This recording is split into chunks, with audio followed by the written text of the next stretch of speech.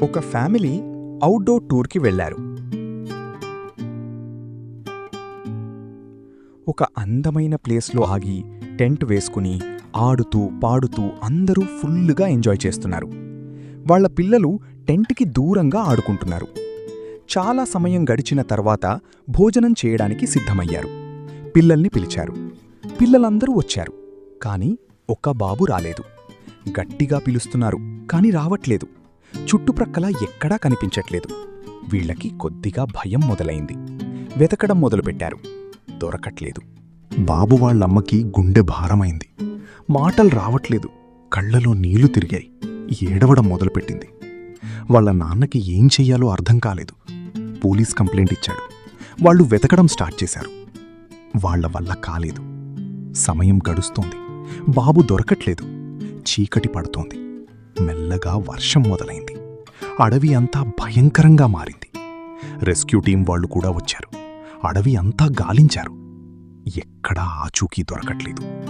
దాట్టమైన అడవి, చుట్టూ నల్లని చీకటి, ఒక పక్క బోరున వర్షం. అందరూ ఏం తోచని స్థితిలో ఉండిపోయారు.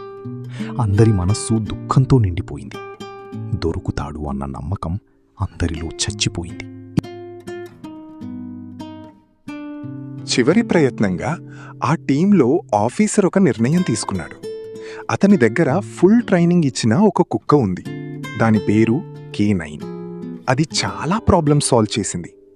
దానికి కావాల్సిన ఏర్పాట్లు చేసి అడవిలో వదిలారు. అది వేగంగా పరిగెడుతూ అడవిలోకి దూసుకెళ్ళింది. పెద్ద వర్షము కారణంగా దానికి వాసన పసిగట్టడం కష్టమయ్యేది. అయినా అడవి మొత్తం తిరుగుతూ వెతకడం ఆపలేదు. దానికి వినికిడి శక్తి చాలా ఎక్కువ ఉండడం వల్ల పెద్ద లోయలో పడి ఉన్న బాబు చిన్న చిన్న అరుపులు వినిపించాయి. అది విన్న వెంటనే డాగ్ ఆ లోయ దగ్గరగా వెళ్లి గట్టిగా అరవడం స్టార్ట్ చేసింది. అది విన్న అందరూ పరుగులు పెడుతూ దాని దగ్గరికి వెళ్లారు. అక్కడికి వెళ్లి చూస్తే ఏముంది? పెద్ద లోయలో బాబు పడి ఉన్నాడు. బాబు ప్రాణాలతో ఉన్నాడని తెలిసి అందరూ దుఃఖం నుండి బయటపడ్డారు. బాబు వాళ్ళ అమ్మకు మాత్రం ఏడుపు ఆగలేదు. పోయిన ప్రాణం తిరిగి వచ్చింది. ఆ క్షణంలో కుక్కని దేవుళ్లా చూశారు. ఆ రోజు ఆ కుక్క కనిపెట్టకపోతే బాబు ప్రాణాలతో ఉండేవాడు కాదు.